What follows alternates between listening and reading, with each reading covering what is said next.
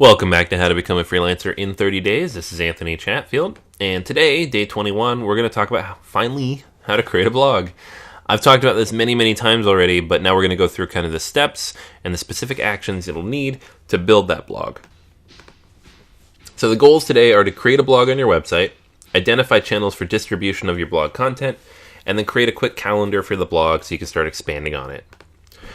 So before we get started, I know I've mentioned this a lot, but the key to a good blog, and the reason why I promote it so heavily and why I think it's so important as part of your business and your brand, is that it just helps you talk about things as you would in reality. I mean, you're online all day, you work with people remotely, some of them may never see your face.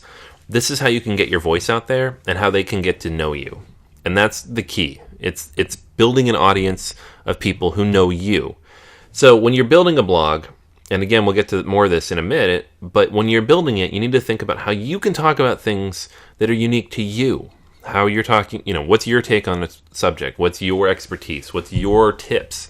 So you don't want to just regurgitate what everybody else is talking about. And that's one of the most substantial mistakes people make when building a blog, is they just go out and find the most popular posts and rewrite it or make their version of it. You should really have your original thoughts and ideas about all these things in place before you start blogging. Actually building that blog, very easy. If you have a WordPress site, you already have a blog platform, you're just going to be writing posts instead of pages. If you do not have a WordPress site, you can build one on WordPress.com. You can install one on most of those free platforms we talked about. It's really simple. I'll show you in a minute my blog and some of the other blogs out there that really, if you've seen a blog, you've seen a blog. They're all roughly the same. Some of them look a little fancier than others, but it's a feed of articles written on a regular basis, or other content. What you're going to post: regular articles that engage potential prospects. So again, that content that you know your audience is looking for. Content that reflects your talents. So if you're a designer or developer, don't just write articles, even if you're a great writer.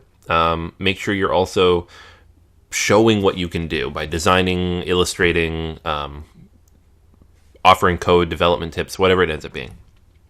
Make sure the content is keyword optimized to rank for topics your prospects will be searching for. Every blog post should be centered around at least one keyword, term, or phrase, just to ensure that people can find what you're writing about, but also that it's relative. Localize the content when necessary. If it's a super generic topic, try localizing it just to make it relevant to the people in your area. And it can be more than just text. Again, we've talked about that to some degree. Building a successful blog, it takes a lot of different things to make sure this is updated regularly. We've talked about how to build habits and make sure you're constantly doing the things you need to do to build your business. This is one of them. I recommend blogging at least once a week. So set aside 1 to 2 hours a week in which you're going to do all this stuff we're going to talk about.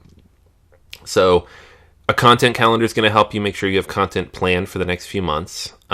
Guest posting will help you grow that network and help people find that content. Social media and blog comments will help to drive immediate traffic and start a conversation around your content. But in the end, you're playing the long game. No blog you launch today is really going to kill it in the next few weeks. It's going to take months, possibly years, before you really reach that level. The blog is kind of living on its own, providing that kind of level of insight into what you do and building an audience that will kind of help grow your business automatically. But at the same time, every piece of content you write can later be something people come back to. There are other content creation channels as well. You don't necessarily just need to have a blog. You might not have a blog at all, but if you post regularly to Facebook, Twitter, LinkedIn's groups or Pulse Network, if you create a podcast or have a YouTube channel, any of these can offer the same benefit as a regular blog, though I do still recommend having some space on your website where all that content you create can live. You own it. It can't be taken away from you. You're not dependent on another network. It is important to kind of have your own space, but you can diversify. And if you have an existing network with any of these, you can take advantage of it and get started a lot faster. So today's actions: create your blog, create a very basic outline of what you want to post, announce your blog with 2 to 3 posts. So don't start the blog until you have at least a couple things to post, just so that you can get things indexed quickly and it doesn't look empty. And then outline your goals and content ideas for the next 2 to 3 months.